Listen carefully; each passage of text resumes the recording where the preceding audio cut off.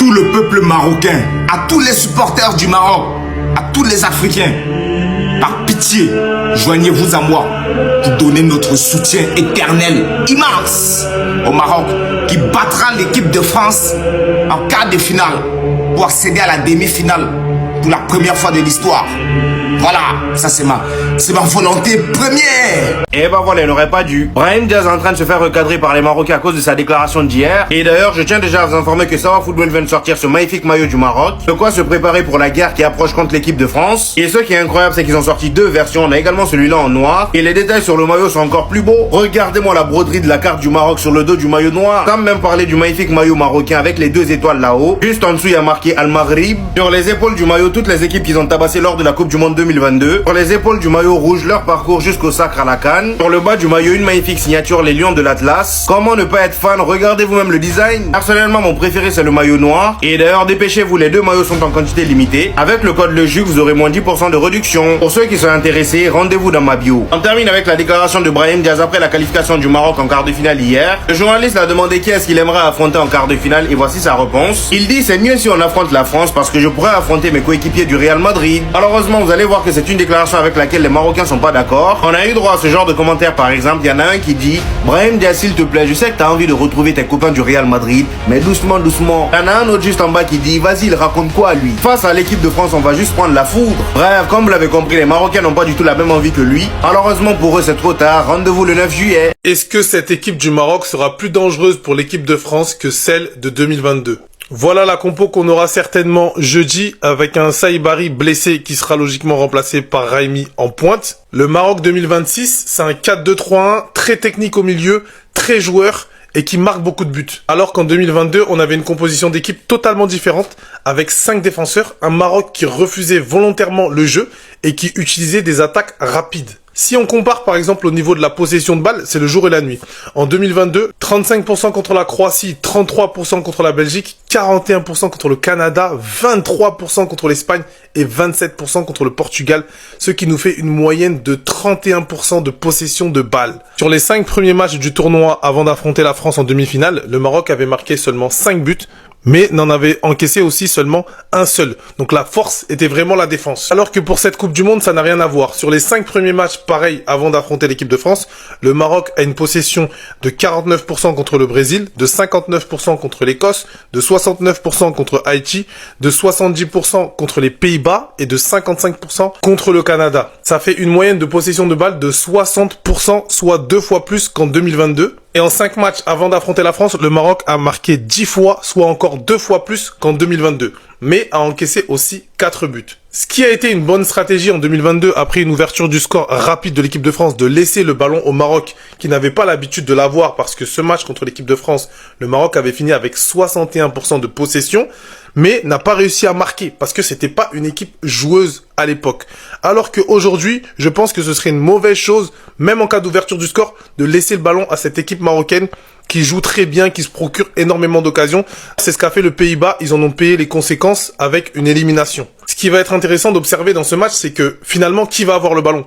Parce que le Maroc est une équipe beaucoup plus joueuse, donc peut avoir le ballon, et en ayant le ballon, elle peut marquer des buts.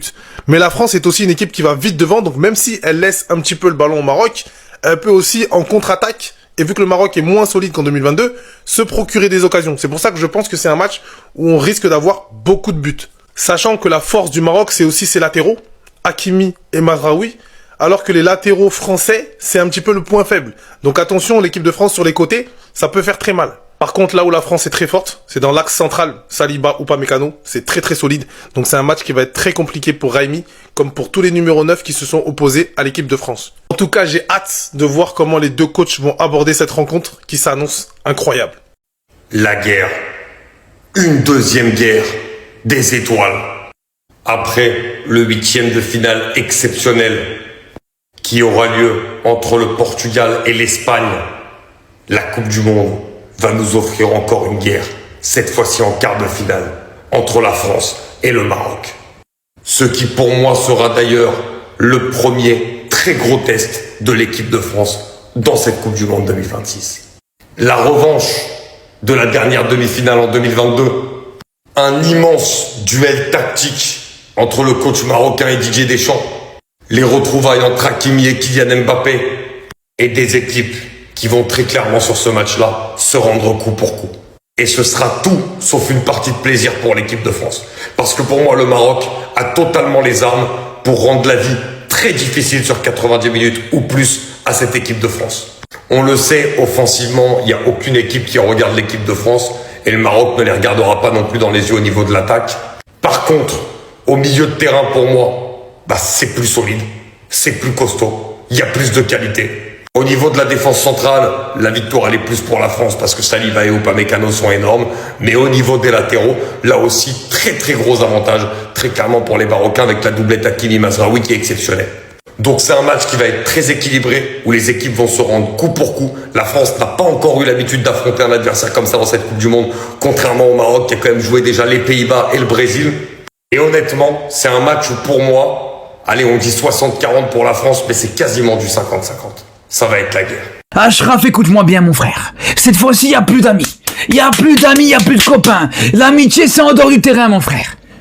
L'amitié, c'est après le match. Tu fais ce que tu veux. Mais pendant le match, il n'y a pas de câlin, il n'y a pas de bisous, s'il te plaît, mon frère. On ne te demande pas de gagner le match. Je te demande même pas de gagner le match. Mais juste sois digne un minimum. J'ai pas envie d'entendre 3, 4, 5 mois plus tard. Ouais, pendant le match, on parlait des vacances qu'on allait faire après la Coupe du Monde. On s'en bat les reins.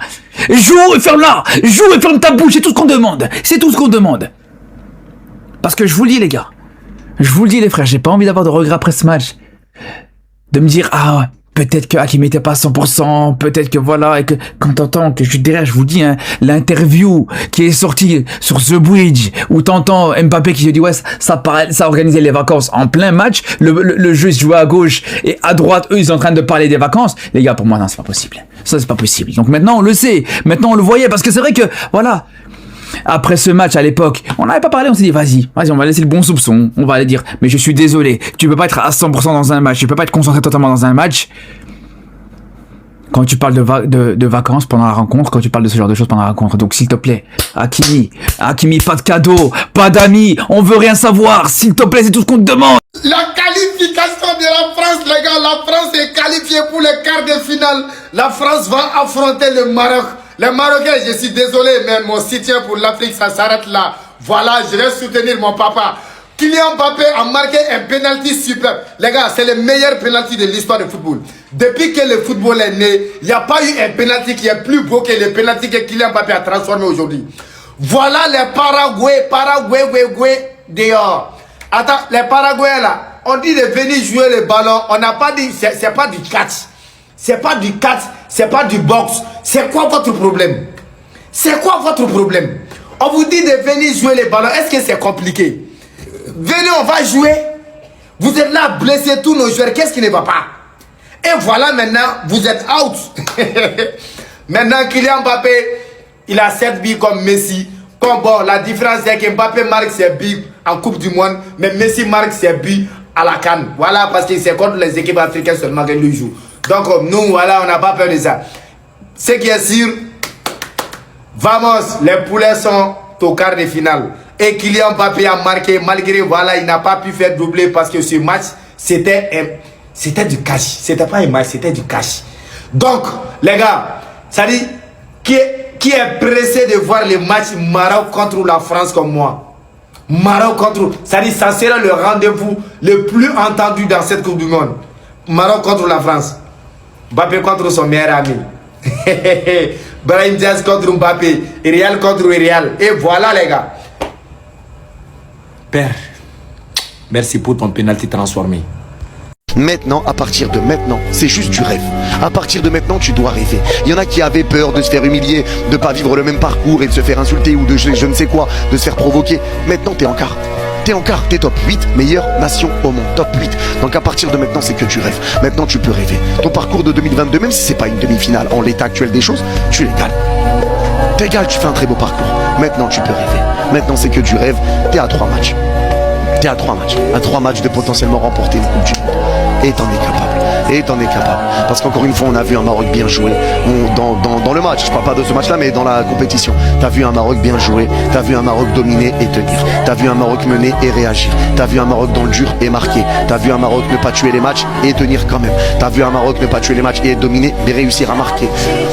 T'as vu le Maroc dans toutes les situations. Tout. Il n'y a pas une situation que le Maroc n'a pas vécue dans cette Coupe du Monde. Il n'y a pas une situation que tu n'as pas vécue. Contre le Brésil, tu dominais le match, tu mets 1-0, après tu as des occasions, tu rates. Aujourd'hui, il fallait être efficace, il fallait combiner. L'équipe qui va gagner contre le Maroc et la France, c'est l'équipe qui va prendre le mondial. C'est l'équipe qui va prendre le mondial. Tu verras. Tu t'es trompé 2 fois. Le Maroc, il va gagner, mais il va pas gagner la Coupe du Monde. Regarde. Écoute-moi bien. Tellement je suis sûr de moi. Si jamais le Maroc bat la France, même s'il y a Maroc-Argentine, je serai pour le Maroc. C'est bon ou pas? Un truc que j'ai jamais fait. Non. Incroyable. C'est le Mesball. C'est le premier. Contre le Mesball. Un truc que j'ai jamais fait de ma vie. Contre le Mesball. Si jamais... En fait, je t'explique. Tu sais pourquoi je te dis ça? Parce que, en fait, les gars, il y a un truc que vous comprenez pas.